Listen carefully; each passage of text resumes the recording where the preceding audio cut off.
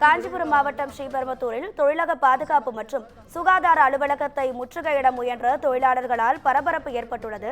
இது குறித்தான கூடுதல் தகவல்களை நமது செய்தியாளர் பூபாலன் வழங்க கேட்கலாம். பூபாலன், வணக்கம். உங்க விரிவான தகவல்களை சொல்லுங்க. கண்டிப்பாக ராதிகா, காஞ்சிபுரம் மாவட்டம் சுங்குவாசத்திரம் பகுதியில் உள்ள சாம்சங் தொழிற்சாலையில் 3 தொழிலாளர்கள் சஸ்பெண்ட் செய்யப்பட்ட விவகாரத்தில் தொடர்ந்து தொழிலாளர்கள் அதை எதிர்த்து 50க்கும் மேற்பட்டோர் தொடர்ந்து 16வது நாளாக உள்ளிருப்பு போராட்டத்தில் ஈடுபட்டனர். அப்போது தொழிற்சாலையில் ஒப்பந்த தொழிலாளர்கள் மூலம் உற்பத்தி நடப்பதாக கூறி நிர்வாகம் மீது நடவடிக்கை எடுக்க CIT சங்கத்தின் சார்பில் ஸ்ரீபெரும்புத்தூரில் உள்ள தொழிலாளர் பாதுகாப்பு மற்றும் சுகாதார அலுவலகத்தில் 2 முறை புகாரானது அளிக்கப்பட்டது. இதன் தொடர்ந்து அதிகாரிகள் நடவடிக்கை எதுவும் எடுக்காத நிலையில் உள்ளிருப்பு போராட்டத்திலேயே கடந்த 20ஆம் தேதி ஊழியர்கள் உற்பத்தி செய்யக்கூடிய பிரிவிற்கு சென்று உற்பத்தி செய்யக்கூடிய பொருட்களை தடுத்து நிறுத்த முற்பட்டனர்.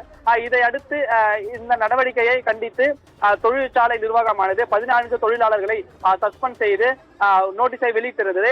இதை எதிர்த்து மீண்டும் தொழிலாளர்கள் உள்ளிருப்பு போராட்டத்தில் இருந்து வெளியேறி காஞ்சிபுரத்தில் தொழிலாளர்கள் தொடர்ந்து போராட்டத்தில் ஈடுபட்டு வருகின்றனர்.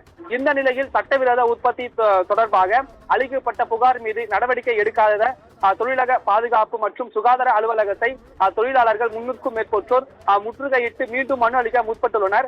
இதற்கிடையே போலீசார் அவர்களை வர வழியிலேயே தடுத்து நிறுத்தி தொழிலாளர்களை போலீசார் தடுத்து நிறுத்தியுள்ளனர்.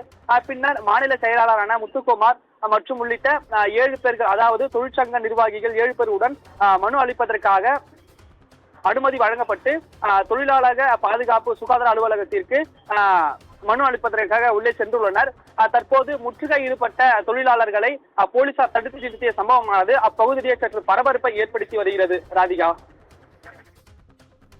உங்க தகவல்களுக்கு நன்றி பூபாலன்.